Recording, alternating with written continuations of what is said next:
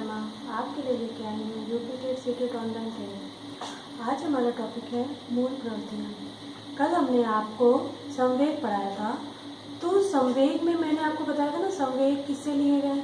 संवेग मूल प्रवृत्तियों से लिए गए, जो 14 मूल प्रवृत्तियाँ हैं उसी से संवेग लिए गए। तो पहले आप मूल प्रवृत्तियाँ समझ लीजिए कि मूल प्रवृत्तियाँ क्या है। मूल प्रवृत्तियों का आधार क्या है। मूल प्रवृत्तियों का आधार संस्कार मतलब संचय और विचार प्रयोजन। मूल प्रवृत्तियों का आधार क्या है? संचय विचार प्रयोजन। ठीक है। संचय से तात्पर्य है, संचय संस्कार जनित होता है। संचय क्या होता है? संस्कार जनित। और प्रयोजन क्या होता है? प्रयोजन में उद्देश्य निहित होता है। मतलब प्रयोजन में क्या होते हैं?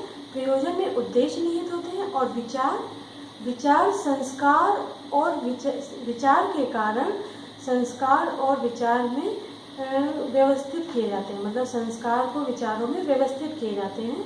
ये उसका मूल प्रवृत्तियों में जो आधार है, ये उनका एक मुख्य तत्व है।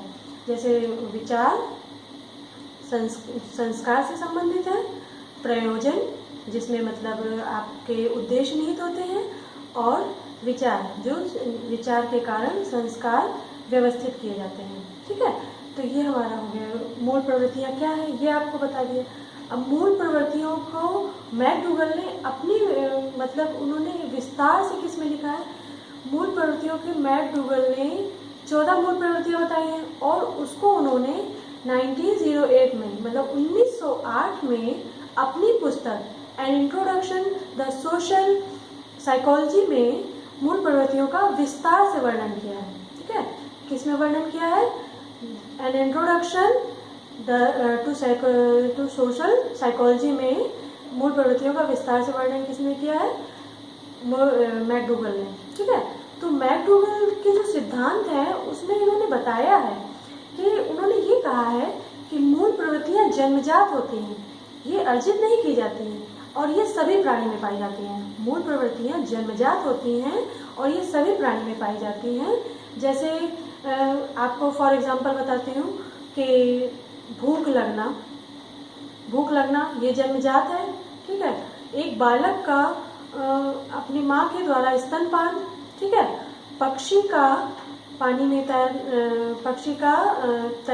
तैरना, पशु का अपना घोंसला बनाना, उल्टा हो गया। पक्षी का अपना घोंसला बनाना और पशु का पानी में तैरना। ठीक है। ये एक नेचुरल सी बात है। यही मूल प्रवृत्तियाँ जो अपने आप ही बालकों में या व्यक्ति में पाई जाती हैं। यदि मूल प्रवृत्तियाँ नहीं हैं तो आपका जो जीवन है वो बिल्कुल ही निराधार है। उसे कोई मतलब नहीं है कि आपका उसमें क्या मतलब ज़रूरत है। ये आपको मूल प्रवृत्तियों से पता चलेगा। तो मूल प्रवृत्तियाँ जैसे ये हमने लिखा है 14 मूल प्रवृत्तियाँ मैकडूगल ने लिखी हैं। कौन कौन सी लिखी है? पलायन। पहली मूल प्रवृत्ति क्या है? पलायन मतलब भागना। भागना कैसे? जैसे हमने कोई कोई गलत काम कर दिया तो वो हमें डर की वजह से हम भाग जाते हैं, या हमने देखा कि आग लग गई और हम वहाँ से भाग रहे हैं। जैसे कमरे में बंद होकर किसी चीज़ में आग लग गई तो हम भाग गए। तो ये क्या है? मूल प्रवृत्ति। हम अपने आप ही भाग आए, हमें किसी ने कहा नहीं, हम अपने आप से जो है उस कमरे से निकले हैं अपने आप को बचाने के लिए। फिर हमारा क्या है? युयुत्सा, युद्ध प्रियता। मतलब ये आपके अंदर एक युयुत्सा जागरूकता होनी चाहिए। ये हम ऐसा पढ़ाते हैं बच्चों को, लेकिन ये जागरूकता उनके अंदर कभी कभी नेचुरल भी आ जाती है। तीसरा निवृत्ति, अप्रियता। अप्रियता भी एक गुण है। ठीक है। और शिशु रक्षा।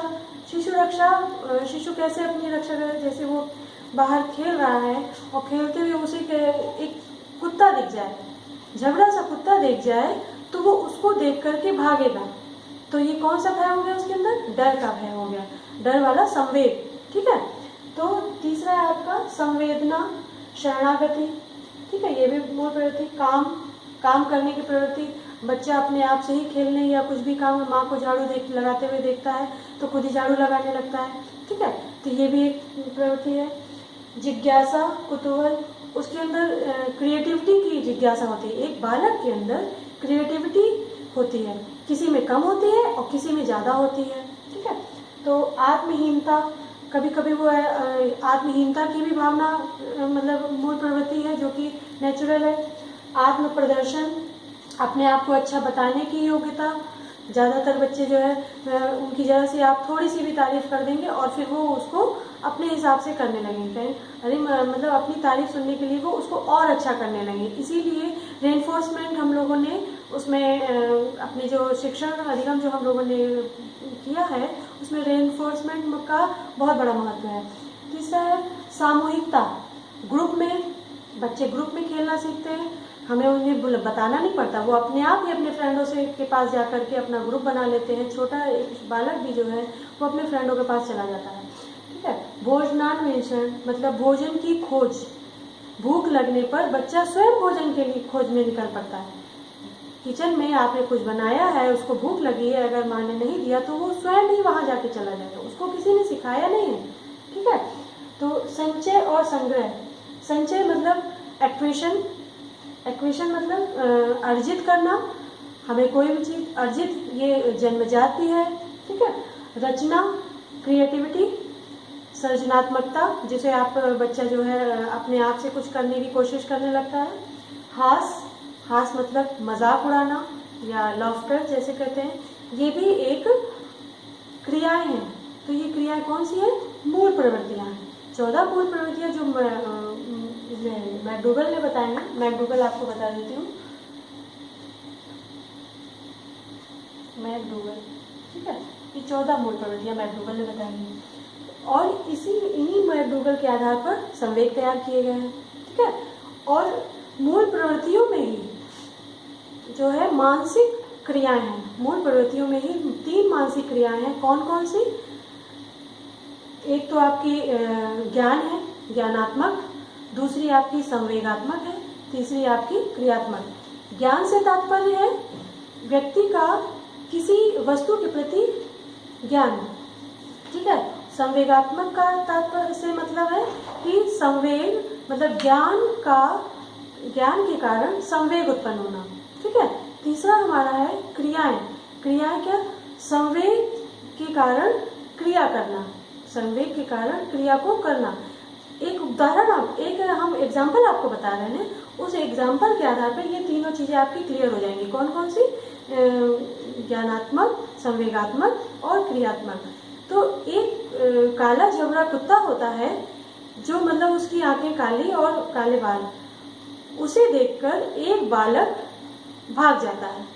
ये एक सेंटेंस है, इस सेंटेंस में आपको बताया जा रहा है एक काला झबरा मतलब उस बालक को ये ज्ञात है कि वह काला है और झबरा है और उसकी आंखें चमकीली हैं, जिसके देख करके वो डर गया। ठीक, डरना क्या हो गया? एक संवेग हो गया, डरना एक संवेग हो गया। तो डर के कारण बच्चे में संवेग उत्पन्न हुआ और संवेग की वजह से उसने क्रिया की। कौन सी क्रिया की?